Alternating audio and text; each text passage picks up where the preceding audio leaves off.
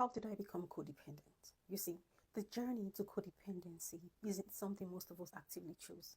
It's a silent shift in our emotional foundation, often so gradual that we barely notice it happening. But the roots of codependency tend to go deep, intertwining with our early experiences, relationships, and unhealed wounds. It is shaped by environments where love, security, and validation were conditional, where your worth depended on how much you gave or how little you asked for in return. Let's unpack how these complex emotional patterns might have unfolded in your life. Many of us are born into families where emotional needs are either overlooked or overwhelmed by chaos, be it due to addiction, mental health issues, or simply the emotional absence of a parent. In such environments, we learn early on that in order to feel safe, we have to please. We become hyper attuned to the moods of others, thinking that if we can just make things okay for them, maybe things will feel okay for us too.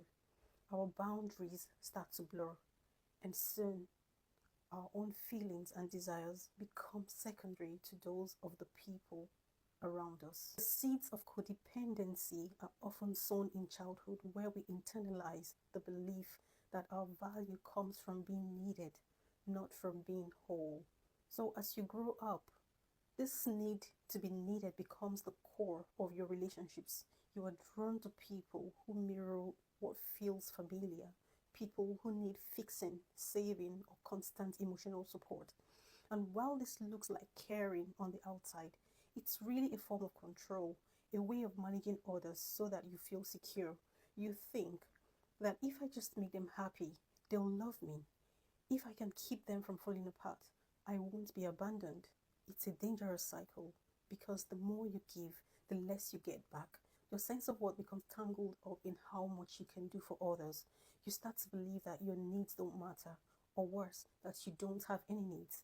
Codependency convinces you that asking for something in return is selfish. The heartbreaking reality of codependency is that it tricks you into thinking you have control when in truth, you are caught in a loop of self-neglect.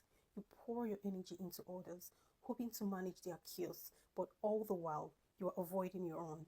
Codependency is not just about giving too much. It's about using that giving as a way to escape the discomfort of dealing with your own pain, fear, and unmet needs. So by focusing on others, you get to avoid asking the harder questions. What do I need? What am I afraid of? What am I avoiding in my own life? The deeper truth is, you became codependent because you learned somewhere along the way that love is transactional. You learned that your worth is tied to how much you can give, how much you endure, or how much you can fix. You didn't just wake up one day and decide to be codependent. It was a survival mechanism. It was a way to cope in a world that told you your needs weren't as important as everyone else's. But here's the powerful part. Just as codependency was learned, it can also be unlearned. Healing begins when you realize that you have worth outside of what you do for others. You start to set boundaries, not because you want to push people away, but because you are learning to love yourself. You begin to reclaim your voice, not out of selfishness, but out of self-respect. Breaking free from codependency isn't about abandoning relationships, it's about redefining them. It's about realizing that love is not about losing yourself in someone else's needs, but about standing strong in who you are and allowing others to do the same. It's about learning that it's okay to be loved for who you are, not for what you do. So, how did you become codependent? Slowly, quietly, and out of a need to survive. But how do you break free? By choosing over and over again to honor your own needs, to embrace your worth, and to believe that you are enough, just as you are, because you are.